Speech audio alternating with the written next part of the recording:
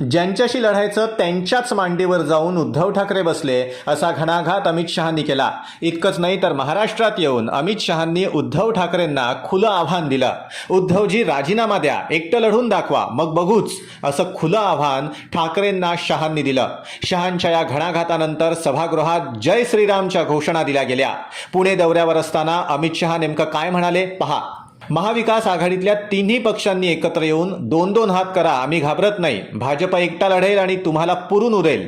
हिंमत असेल तर महाराष्ट्राचे मुख्यमंत्री उद्धव ठाकरेंनी राजीनामा द्यावा, मग बघू, असं आव्हानच अमित शहांनी दिलं. विशेष म्हणजे पुणे महापालिका निवडणुका उंबरठ्यावर आहेत आणि त्याच पुण्यात येऊन अमित शहांनी उद्धव ठाकरेंना आव्हान दिलं. इतक्यावरच अमित शहा थांबले नाहीत, तर त्यांनी उद्धव ठाकरेंना पूर्वी घडलेल्या गोष्टींची आठवणही करून दिली.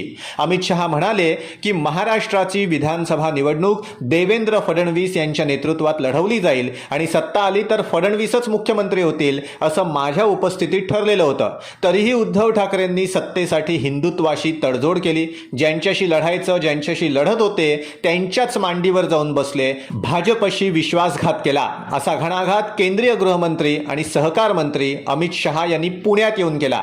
हिंमत असेल तर राजीनामा द्या आणि पुन्हा निवडणुका लढा, असं आव्हान अमित शहांनी दिलं. पाहूयात अमित शहा नेमका काय म्हणाले. मैं महाराष्ट्र के चुनाव में 2019 में आया था.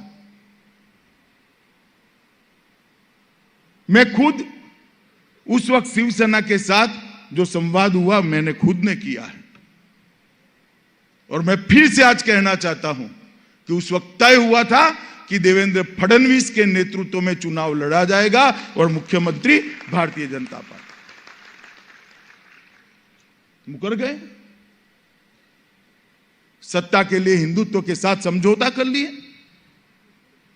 दो पीढ़ी से जिनके सामने लड़ते थे उनकी गोदी में बैठ गए और कहते थे हमने तो कहा ही नहीं है. वो कह रहे हैं कि मैं झूठ बोल रहा हूं. चलो भैया, एक सेकंड के लिए मान रहे हैं, मगर आपकी सभा के पीछे जो बैनर लगते थे ना, उसमें आपके फोटो की और मोदी जी के फोटो की साइज जरा देखना.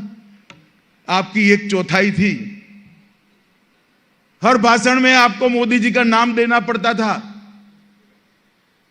आपकी उपस्थिति में मैंने और मोदी जी ने दोनों ने कहा था कि देवेंद्र फडणवीस के नेतृत्व में चुनाव लड़े हैं और एनडीए जीतने के बाद देवेंद्र फडणवीस मुख्यमंत्री बने.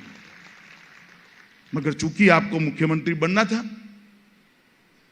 आपने हमारे साथ विश्वासघात किया, सत्ता पर बैठे और फिर क्या चलाया. मैं कुछ समय पहले आया था, तब मैंने कहा था कि महाराष्ट्र की अघाड़ी सरकार इस प्रकार की सरकार है जो 3 पहिए वाली ऑटो रिक्शा है, जिसके तीनों पहिए अलग अलग दिशा में जा रहे हैं. मगर मेरी थोड़ी गलती हो गई.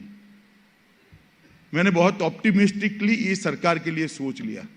आज मैं इसमें थोड़ा सुधार करना चाहता हूं. महाराष्ट्र की अघाड़ी सरकार 3 पहिए वाली ऑटो रिक्शा है, जिसके तीनों पहिए अलग अलग दिशा में है और तीनों पहिए पंक्चर है, जो चलती ही नहीं है. सिर्फ धुआं बाहर निकालती है और प्रदूषण बढ़ाती है. महाराष्ट्र की जनता के पास जाना पड़ेगा, घर घर में जाना पड़ेगा.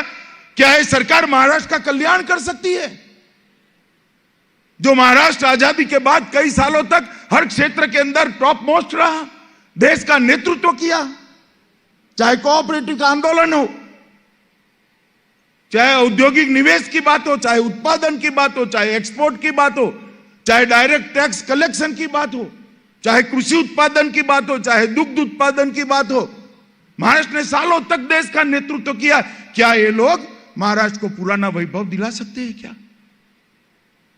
हमने मुकर कर, कोई लाग लपेट के बगैर ये बात लेकर महाराष्ट्र के मतदाताओं के पास, पुणे के मतदाताओं के पास जाना पड़ेगा.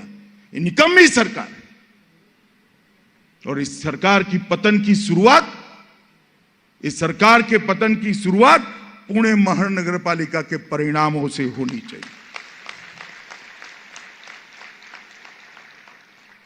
और लक्ष्य कभी नीचा मत रखना दोस्तों. मैं सुन रहा था, कोई 100 कह रहा था, कोई 110 कह रहा था, कोई 120 कह रहा था. लक्ष्य नीचा मत रखना. जनता ज्यादा देने के लिए बैठी है, मांगने में कंजूसी मत करना. महाराष्ट्रात येऊन पुण्यात येऊन अमित शहांनी उद्धव ठाकरेंना खुलं आव्हान दिलं. आता सहानुभूतीच्या लाटेवर स्वार असणारे उद्धव ठाकरे अमित शहांचं आव्हान स्वीकारणार का, काय पलटवार करणार हे पाहावं लागेल. हा व्हिडिओ तुम्हाला कसा वाटला? अमित शहांनी उद्धव ठाकरेंना जे आव्हान दिलंय त्याबद्दल तुम्हाला काय वाटतं हे आम्हाला कमेंट बॉक्समधून सांगा. अधिक माहितीपर व्हिडिओसाठी आमचं यूट्यूब चॅनल सबस्क्राईब करा. जर हा व्हिडिओ तुम्ही फेसबुकवर पाहत असाल तर आमचं फेसबुक पेज लाईक करायला विसरू नका. व्हिडिओ पाहिल्याबद्दल धन्यवाद.